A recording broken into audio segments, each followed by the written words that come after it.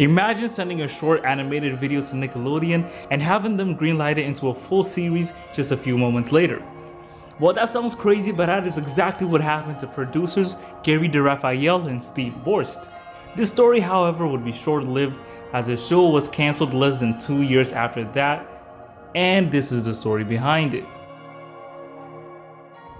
The producers of Breadwinners, Gary and Steve, met while working on Mad the Animated Series, a show that ran on Cartoon Network from 2010 to 2013. Gary was an artist and Steve was a writer, and after exchanging details on set during an awkward first encounter, they quickly developed a strong friendship and started kicking around ideas and making different kinds of shorts together. Not too long after that was when Breadwinners was created. Breadwinners started out as a doodle of two ducks that Gary had made in his sketchbook.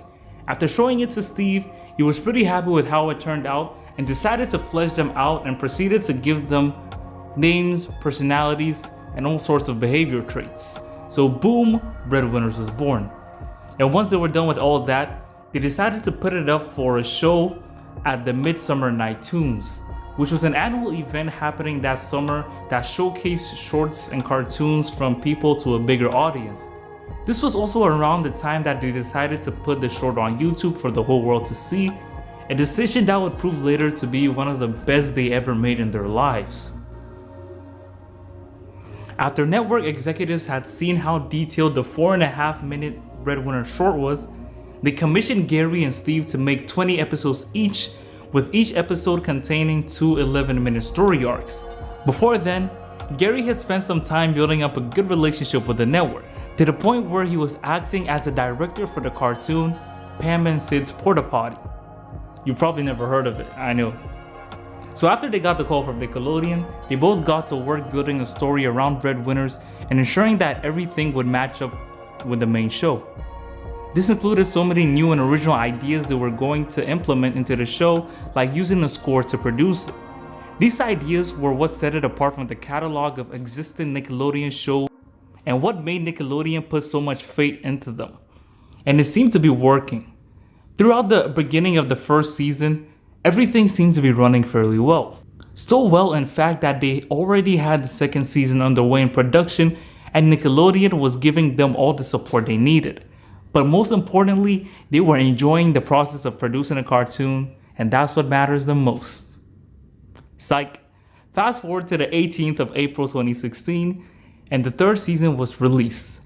But little did we know that it would be the last. Actually, we all knew because of the ratings. Loud, crude, fart jokes, and trash. These are all words that were used to describe the show. Pretty harsh, right? But this seemed to be the general opinion of the show, as many people called it the worst thing they had ever seen on Nickelodeon in a long time. And I actually liked the show when it came out, but when I rewatched it a couple years later, I could understand now where all these people were coming from. And soon enough, Nickelodeon took notice of these things as the ratings of this show began to plummet. And now it was only a matter of time before it was given the axe. December 11th, 2015 was the day everything went up in flames and it was time for Gary and Steve to say goodbye to the show. Even though it was canceled on Nickelodeon, it was rerunning old episodes on Nicktoons for a few more months until it was pushed off completely. But at this point, we all know that if your show is ending up on Nicktoons, then it should probably be canceled. The main cause of this, in my opinion, was the low ratings, bad public reception, and the fact that Nickelodeon was taking such a big risk with greenlighting this show, hoping it would be the next big thing, but then it failed horribly. An awkward exit for a show that shows so much promise at one point in time. Thanks for staying along till the end, you're a real one, but wait. If you did like this video and you want me to do more of these longer style breakdown videos where I go more in depth, let me know because I enjoy making them. Also remember to share this video with the zookeeper, the baker, and your weird rich uncle so that he can buy some of my merchandise when I release some. Also check my merch when I release it.